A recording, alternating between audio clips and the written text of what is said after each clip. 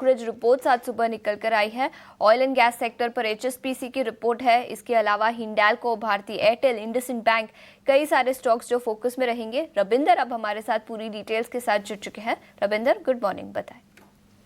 जी good morning. तो सबसे पहले हम शुरुआत करेंगे हिंडाल्को से, जहां पर सीएलएसए ने नोट निकाली हिंडाल्को पर और उन्होंने आउट परफॉर्म रेटिंग को मेंटेन रखा है और टारगेट प्राइस जो 800 का रखा है, जहां पर उनका कहना है कि नोवेली जो कि सब्सिडरी है हिंडाल्को की, उसके वजह से कंपनी का जो डेट है उसमें इंक्रीज देखने को मिला है और कंपनी का जो कॉपर बिजनेस है उसका प्रॉफिट जो है 600 करोड़ के आसपास रह सकता है। इसी के साथ साथ जेपी मॉर्गन ने भी जो है मेंटेन रखा है ओवरवेट रेटिंग और टारगेट प्राइस 670 का रखा है, जहाँ पे उनका कहना है कि कंपनी का जो ऑनगोइंग प्रोजेक्ट है वो ऑन ट्रैक है और की फैक्टर रहेगा हिंडाल्को के लिए कि जो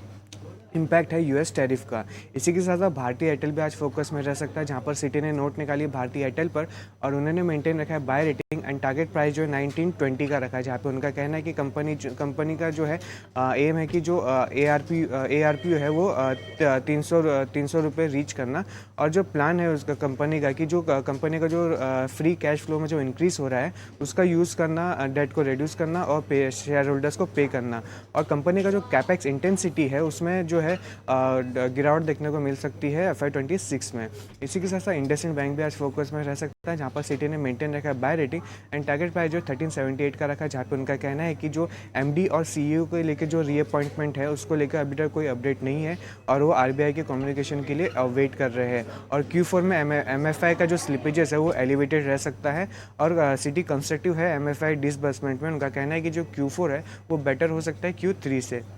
रिलायंस भी आज फोकस में रह सकता है, जहां पर जेपी मॉर्गन ने मेंटेन रखा है ओवरवेट रेटिंग और टारगेट प्राइस जो 1520 का रखा है, जहाँ पे उनका कहना है कि रिलायंस के स्टॉक में हाल ही में जो रिसेंट करेक्शन देखने को मिला था उसके चलते रिलायंस का जो स्टॉक है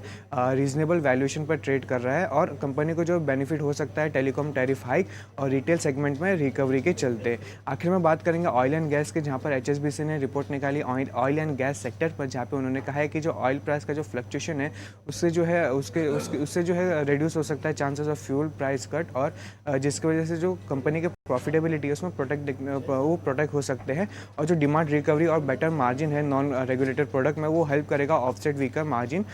मार्केटिंग मार्जिन्स में। और स्टॉक्स में OMC स्टॉक्स में जो हाल ही में जो है गिरावट देखने को मिली, जिसके चलते वो और एट्रैक्टिव लगते हैं और HSBC ने जो है BPCL, HPCL और IOC पर मेंटेन रखा है बाय रेटिंग, जहां पर BPCL को उन्होंने 440 का टारगेट रखा है, HPCL पर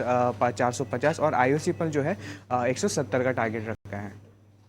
चीजों के अलावा ऑयल मार्केटिंग कंपनियों पर यह बड़ी रिपोर्ट HSBC से आती हुई तीनों ही ऑयल मार्केटिंग कंपनियों पर खरीदारी की राय, जिसके चलते सभी स्टॉक्स आज फोकस में रहेंगे। रविंदर, शुक्रिया पूरी डिटेल्स के साथ हमारे साथ जुड़ने के लिए।